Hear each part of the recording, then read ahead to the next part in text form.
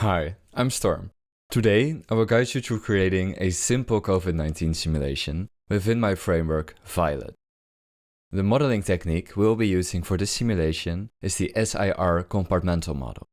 In this model, the population consists of 3 compartments: susceptible agents, infectious agents, and finally, recovered agents. When a susceptible agent and an infectious agent come into contact, the susceptible agent will have probability of becoming infectious itself.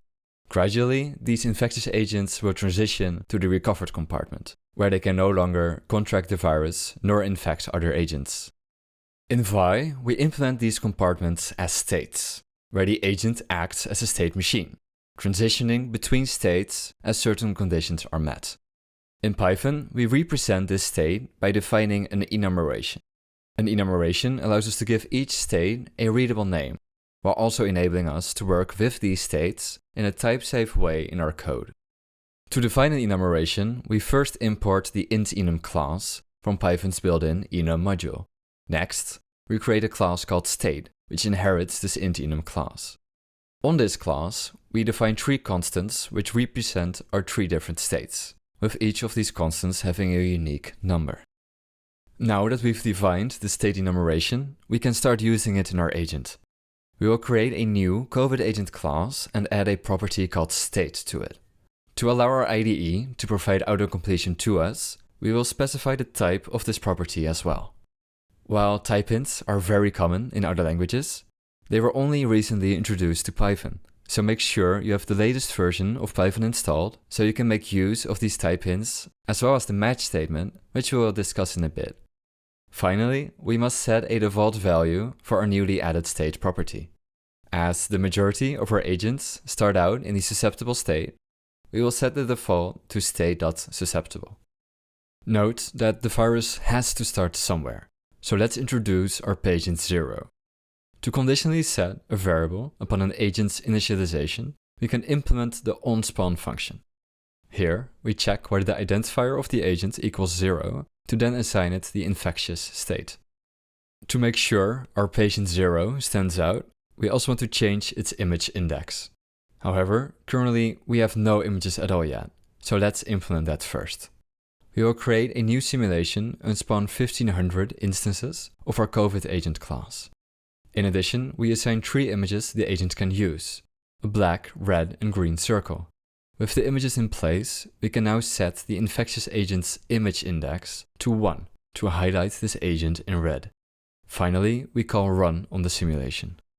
When we now execute our script from the terminal, we see a lot of wandering agents in black with exactly 1 agent in red. We're just getting started though. Next up, we will define the conditions under which an agent can transition from one state to the other. As we want to keep the agent's default wandering behavior, we don't touch the agent's change position function.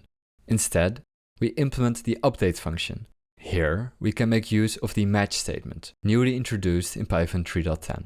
The match statement allows us to match against the value of self.state, and when this state equals state.susceptible, and the probability of becoming infected is greater than a random value between 0 and 1, the agent transitions its state to state.infectious. In addition, we make sure to change the image index to 1 to match what we implemented in the onSpawn function. To make sure that all arms of our match statement reuse the same random value, we call random.random above the match statement and assign it to a variable. By calling random.random unconditionally, we ensure that the pseudo-random number generator stays deterministic, which is key when running experiments with fixed seeds. As we don't want to execute any code when we cannot make a state transition, we will write an additional case where we can represent the fallback by an underscore. The body of this case exclusively contains the keyword pass, which will instruct Python to break out of the match statement. If we would now try to run our code, it would crash, as we haven't yet defined the infection probability function. So let's do that now. We want to make sure that an agent can only become infectious when it's either close enough to an infectious agent or otherwise spends enough time with 1 or more infectious agents. To implement this behavior, we will use the distance values that are returned by the inProximityAccuracy function. In addition, we check whether the other agent's state is equal to state.infectious.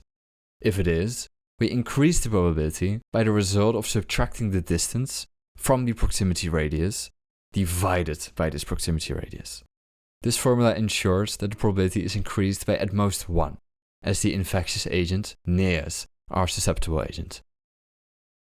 When we now run our simulation, we can see how the virus spreads across the population.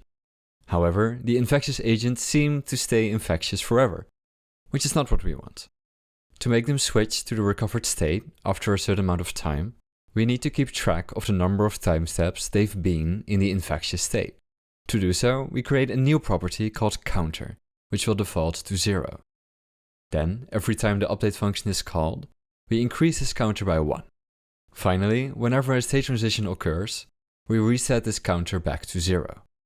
With the counter in place, we can now create a function which calculates the recovery probability. To target roughly 5 seconds, we divide the counter value by 300. To make sure the probability isn't skewed by it being pulled every frame of the simulation, we divide the counter again, this time by 60, to act as if the probability is checked roughly once a second. Last, we implement another arm inside our match statement. This time, if the state equals state.infectious and the recovery probability is greater than the random value, the state transitions to state.recovered and the agent's image turns green.